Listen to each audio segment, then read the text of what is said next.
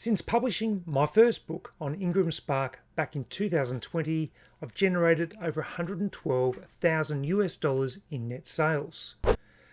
Is the IngramSpark platform worthwhile for you to add your books to it? Are your books suitable for the IngramSpark platform?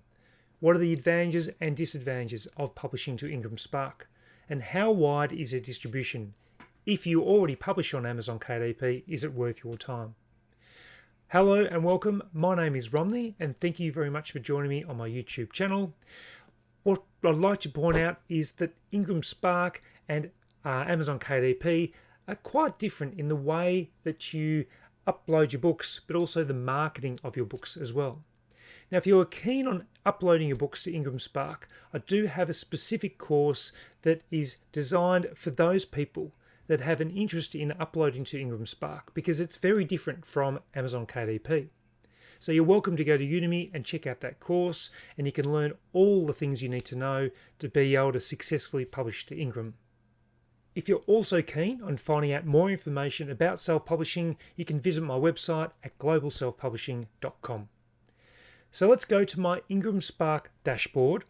I'm going to show you the total net revenue and sales, and then I'll show you how much I've actually made with author royalties. Now, what I will be doing on my dashboard is showing you those royalties.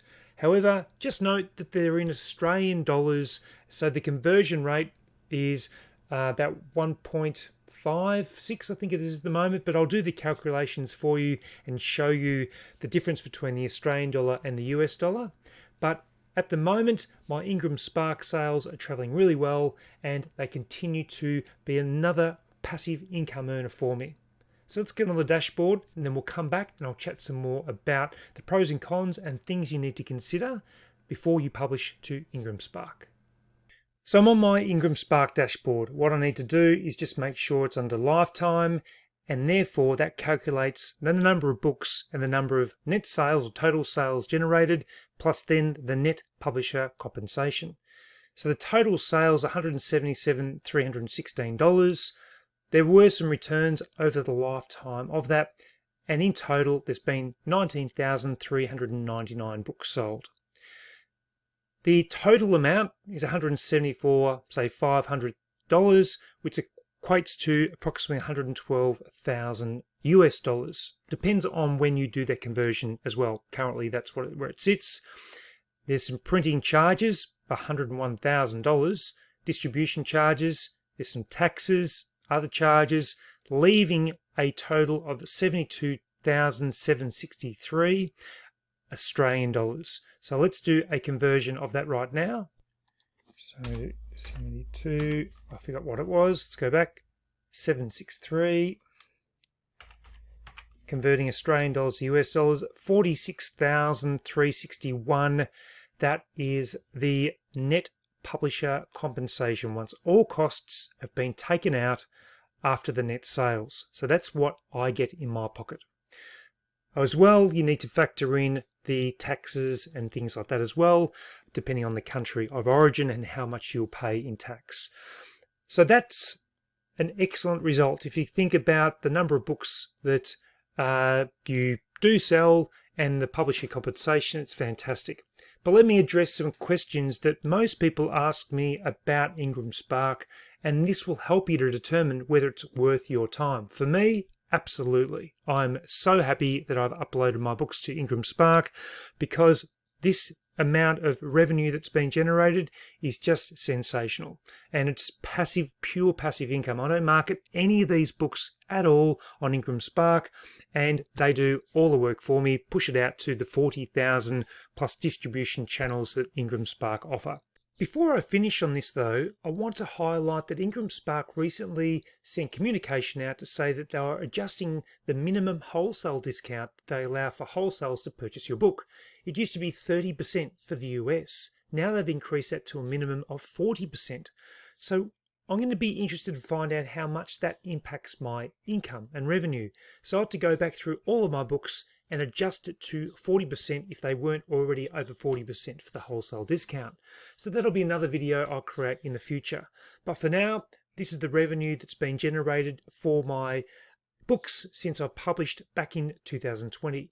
So let me go ahead and address some further questions that you are likely to have about publishing with IngramSpark. So the first question most people ask, well, how many books have you published with IngramSpark to generate that amount of revenue and sales? I've got approximately 80 books on IngramSpark. So I've been publishing those since 2020 and uploading them. Most of those I actually had to pay the $49 upload fee. There were quite a few though that I was able to use the free upload code that used to be applied going back 6 months. Now IngramSpark allow you to do a free upload. So the price used to be $49 to upload your book. Now that is free of charge. Perhaps the wholesale discount increasing from 30 to 40% may have had something to do with that. I don't know, that's only speculation.